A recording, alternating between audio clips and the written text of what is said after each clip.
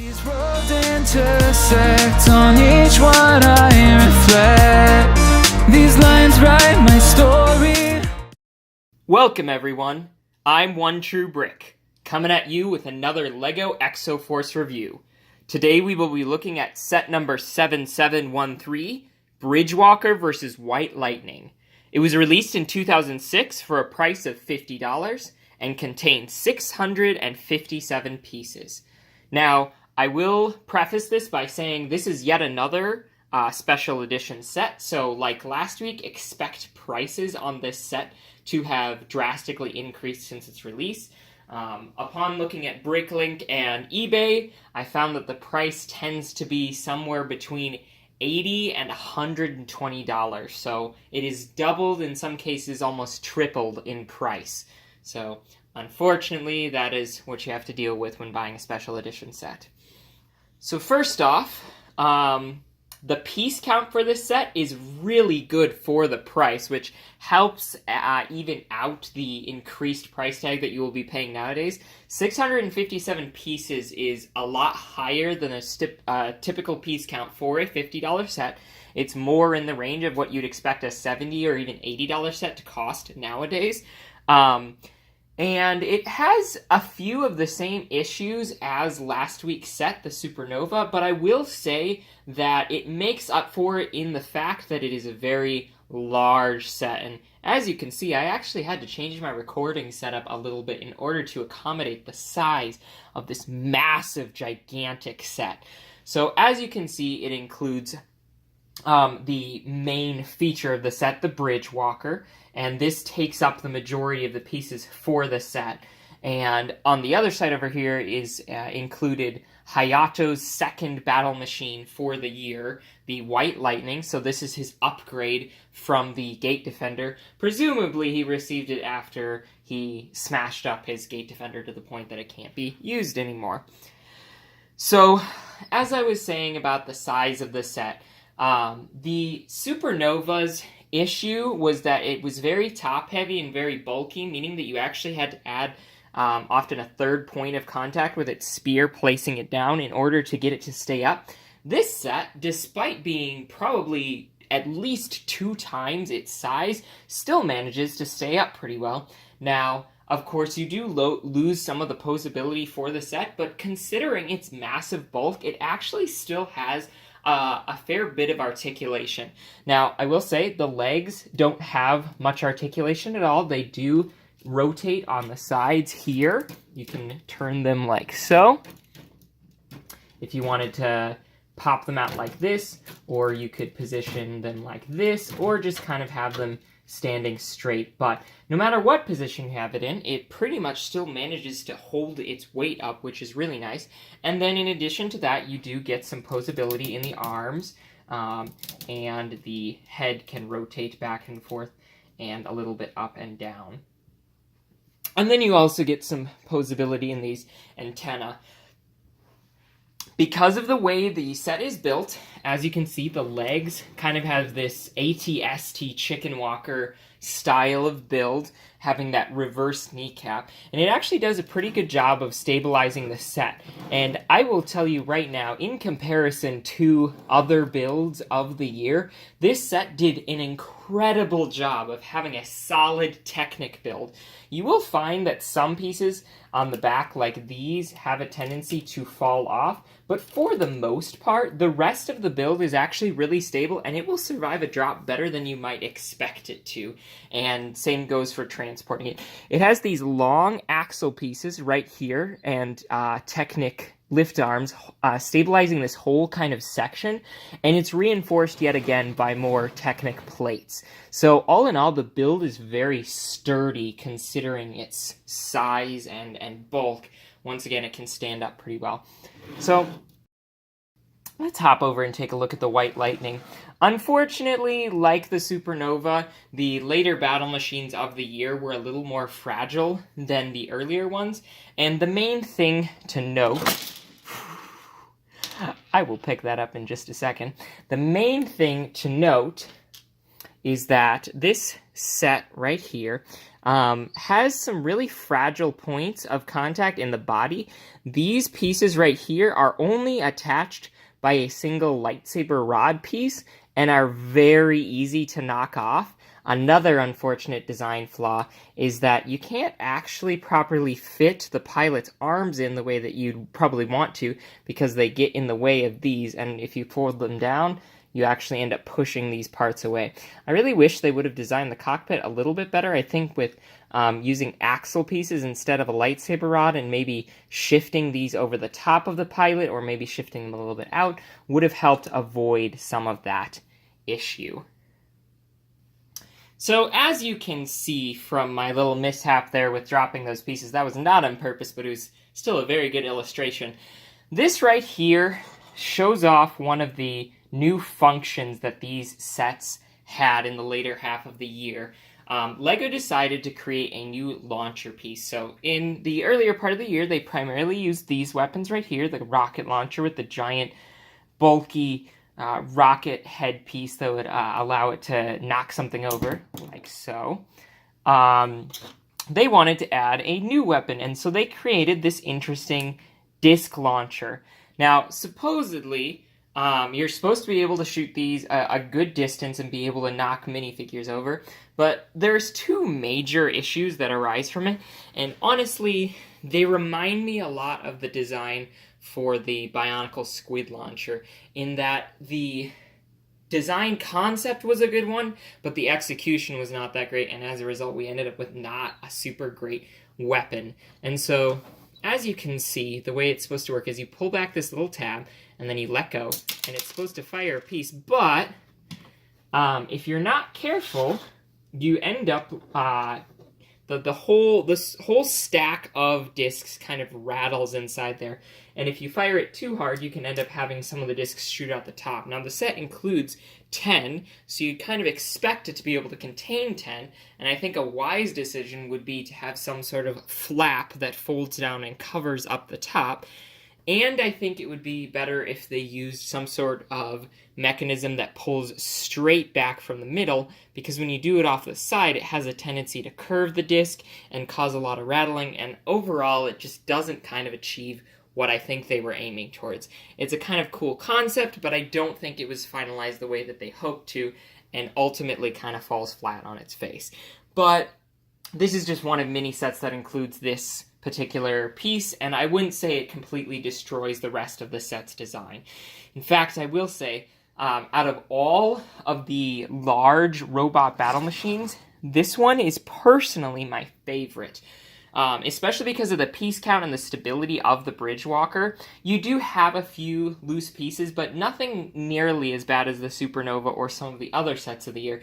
In fact, I will say the primary enemy battle machine, the Striking Venom that will be reviewed in a couple weeks, actually is worse in design than this one. And I would say this is kind of the must-have robot battle machine if you're willing to put the money into it.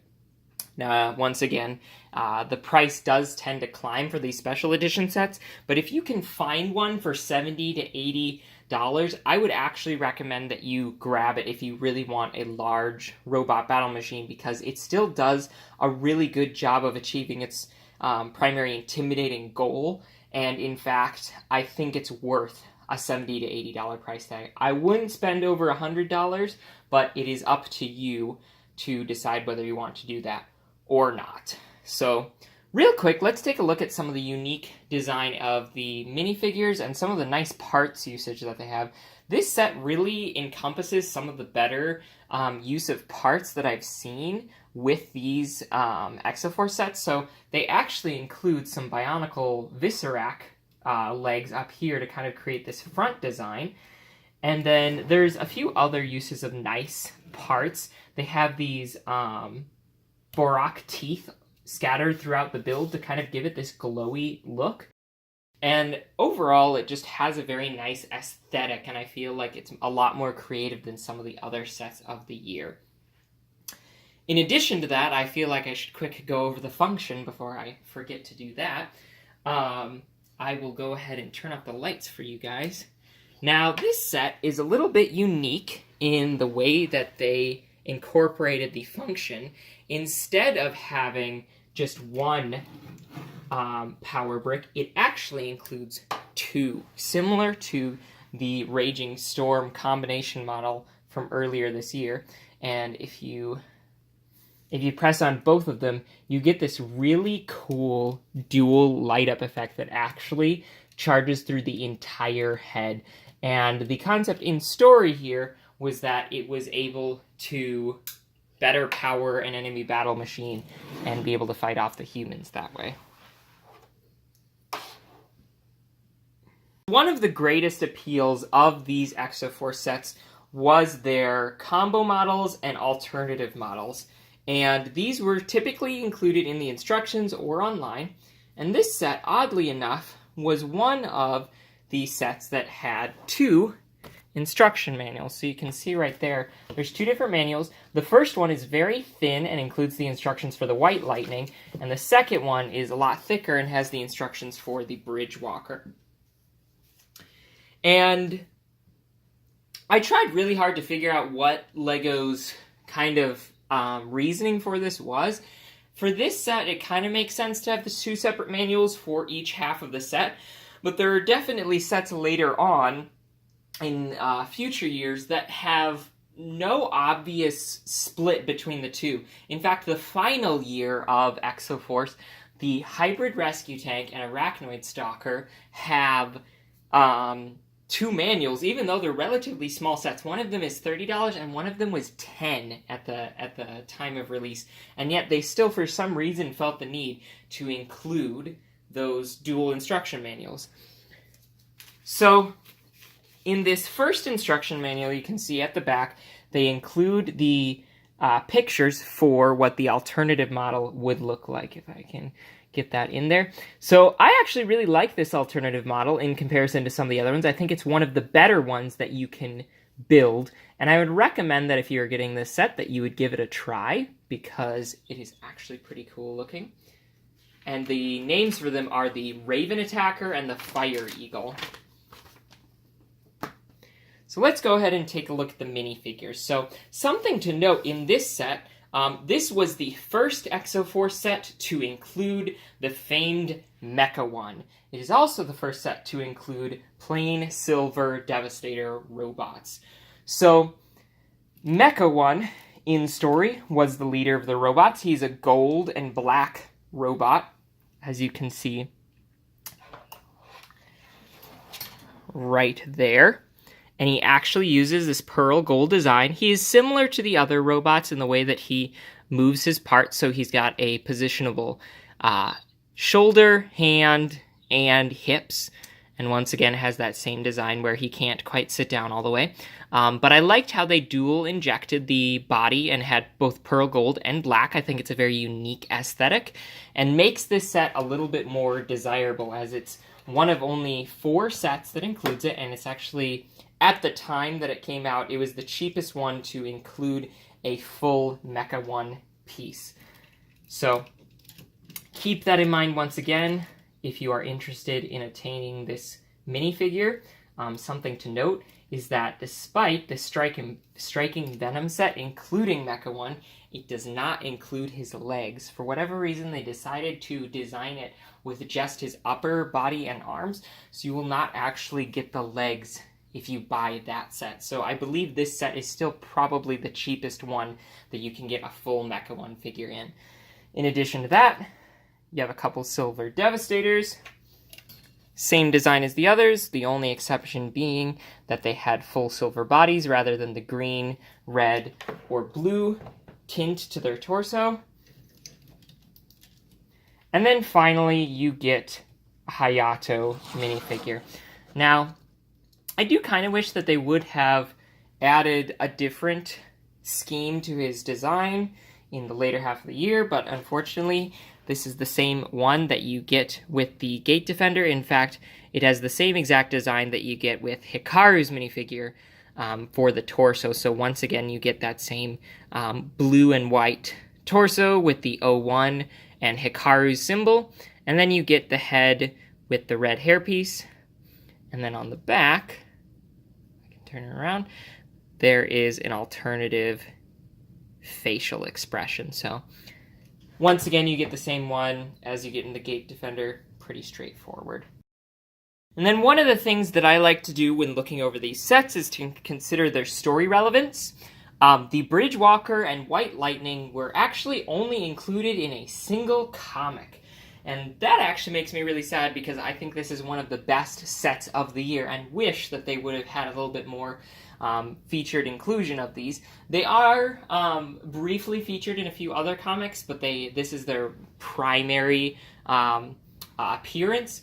Hayato is flying along, just exploring the capabilities of his new battle machine, when all of a sudden the Bridgewalker comes out of nowhere. He flies down to check it out, and it completely attacks him and just starts trying to obliterate him, and he figures out that it has 2 power cores. Now, with his charged disc launchers, he finds out that if he fires them very close to the 2 power cores, it will overload them with electromagnetic energy, and they explode, causing the whole thing to fall down. Thinking that he has now defeated Mecha-One, he flies back to the base, and they celebrate, and then they discover that Mecha-One has actually cloned himself, and that there are actually several versions of him, this one only being one of many fakes that he created. So the White Lightning doesn't show up again for a fair bit longer. Hayato goes back to flying his Gate Defender for a while, and then another battle machine that I will be showing off with the Sentai Fortress. But it does end up showing up very briefly after the Striking Venom Assault in Hayato's travel to the Golden City.